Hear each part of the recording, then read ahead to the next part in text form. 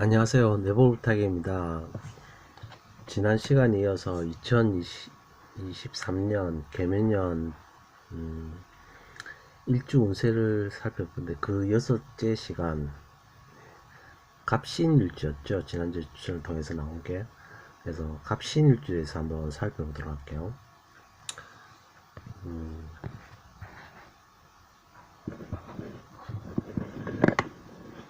제가 조금 적어놨는데요. 보시면서 설명드릴게요. 갑신일주 같은 경우에는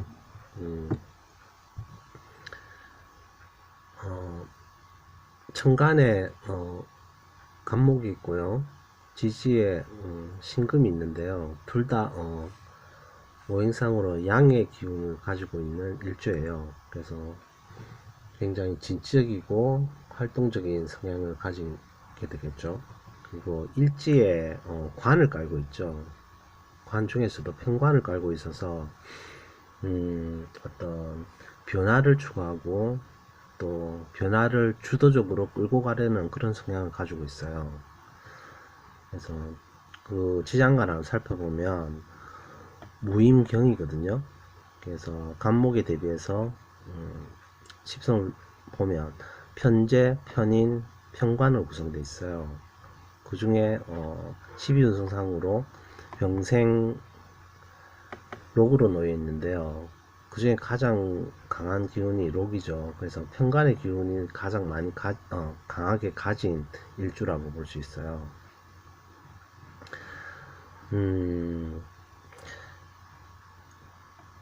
지장간 안에 구성을 보면 재관인이잖아요. 그래서 자연스럽게 오행의 세 파트가 자연스럽게 연결되면서 좋은 흐름을 가지고 있어요. 전적으로 구성 자체는 굉장히 괜찮은데요.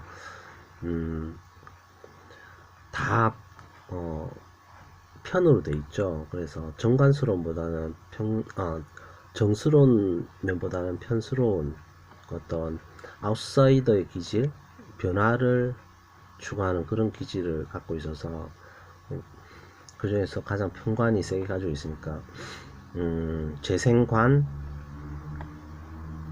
관생인 이렇게 흘러가게 되겠죠. 흐름 자체는 굉장히 구성 자체는 굉장히 체계적이고 좋다고 할 수 있어요.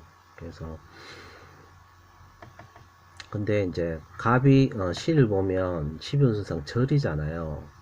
절에 놓여서 어떤 절처봉생 마무리가 되는 그런 자리에서 어떤 기존의 체계가 끝이 나고 새로운 체계로 나아가는 그 시작점에 놓인 그런 형태죠. 그래서 항상 어떤 변화를 추구하는데 또 게다가 천간이 간목이다 보니까 주도적으로 이끌어가는 지도자의 이미지 또 정치인의 이미지가 떠오르거든요.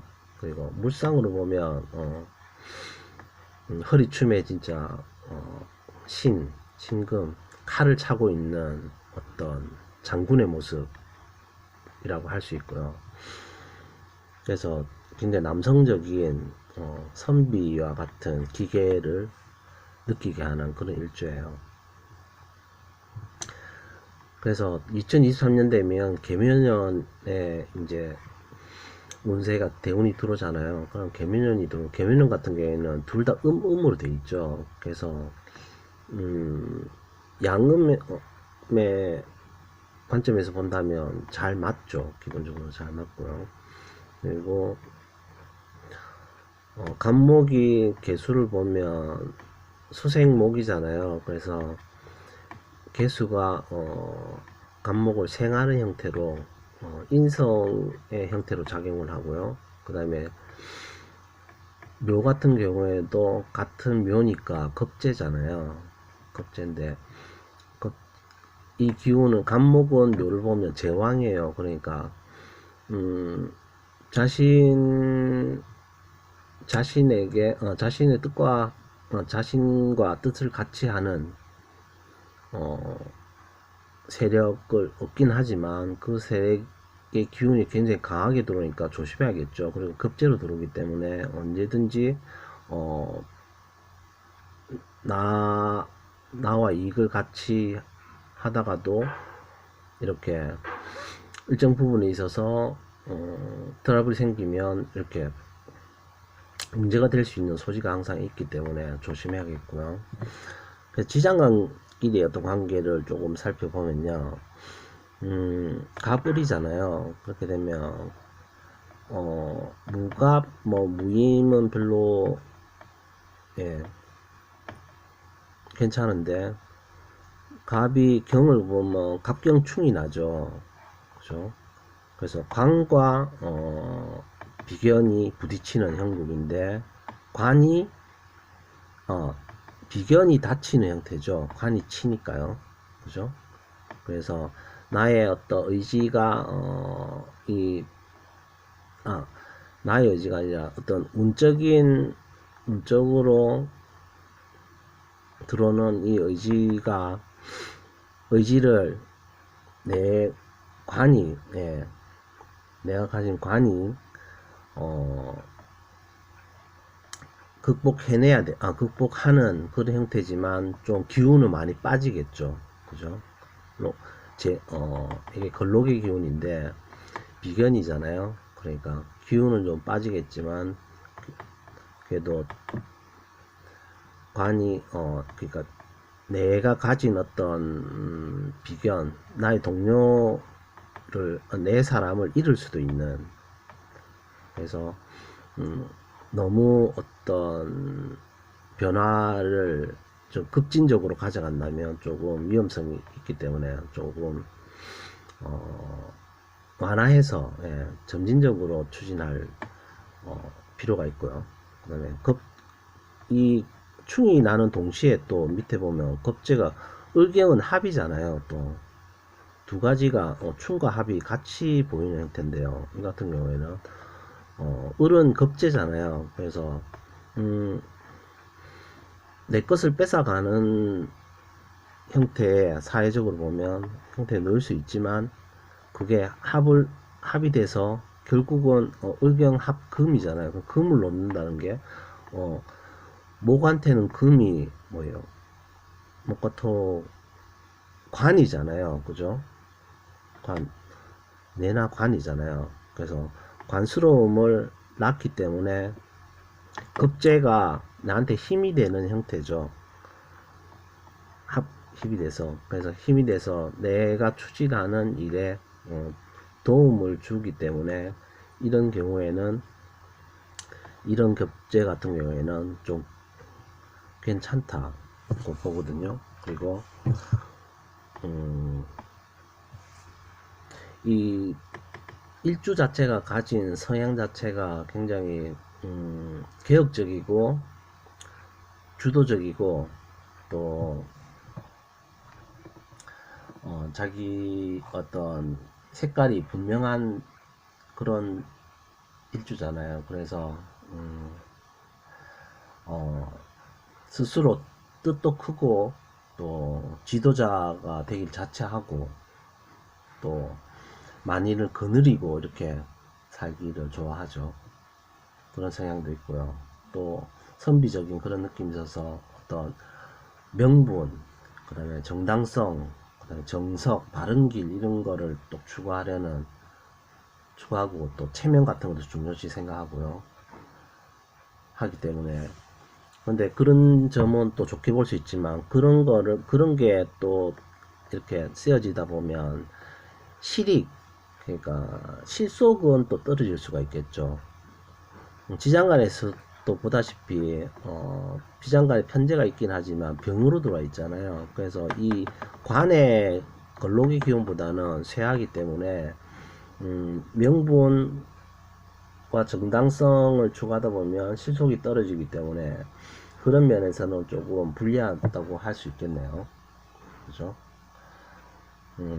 그리고 사회적인 활동을 많이 하기 때문에 건강적인 부분에 있어서는 조금 불리할 수가 있어요. 그래서 건강을 잘 챙길 수 있는 한 해가 됐으면 좋겠고요. 기존 질서를 항상 바꾸려고 하기 때문에 굉장히 스트레스도 많이 받겠죠. 그죠? 그리고 주위에 내가 군립하려는 욕망이 크다 보니까 주위에 적을 잘못하면 만들 수가 있기 때문에 그게 적이라는 게 이런 겁제성이 되겠죠. 이렇게 묘가 들어오는 경우에 겁제를 들어오니까 이런 겁제성이 겁제성의 위험이 커지는 거죠.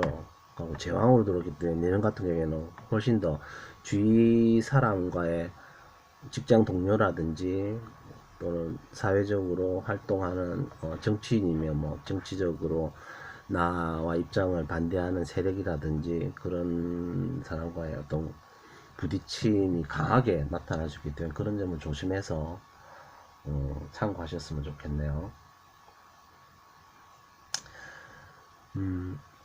남성 같은 경우에는 남자와 여자 공이 또 육친적인 면에서 한번 살펴보면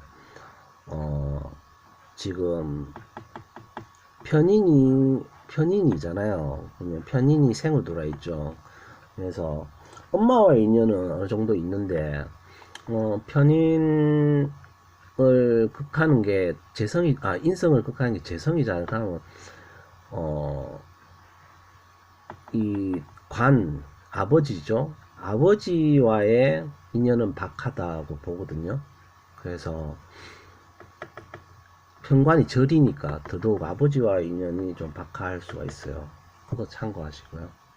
그래서 갑신일주 자체는 다재다능하고 또 사람을 이끄는 힘이 강한 일주라서 굉장히 매력이 있는 일주예요. 매력이 있는 일주인데 그만큼 또 인생의 굴곡이 많을 수 있겠죠. 그죠? 그래서 한번 실패하면 또 일어서기 어려울 정도로 이렇게 큰 실패를 맛보기도 하는데요. 그만큼 산이 높으면 골이 깊다고, 그만큼 또 인생의 좌절을 맛보면서 더 그릇이 커질 수 있는 그런 일주라고 할 수 있겠네요. 그래서 갑신일주는 이 정도로 살펴보고요. 다음번에 또 살펴볼 일주를 한번 정해보도록 할게요. 자, 그러면 주사위를 한번 굴려보도록 할게요. 자, 다음 시간에 살펴볼 새로운 일주는요. 자, 3, 2, 1, GO. 7, 10이네요. 다시 한번 굴릴게요. 홀짝이 다르니까. 다시 70 나왔네요. 다시 한번 더 굴릴게요. 자, 10면 주사위가 9가 나오고 다시 10이면 8이 나와요. 다시 한번 해볼게요. 셋, 둘, 하나. 이번에는 6, 7이 나왔네요. 다시 한번 더 해볼게요. 왜 이러지?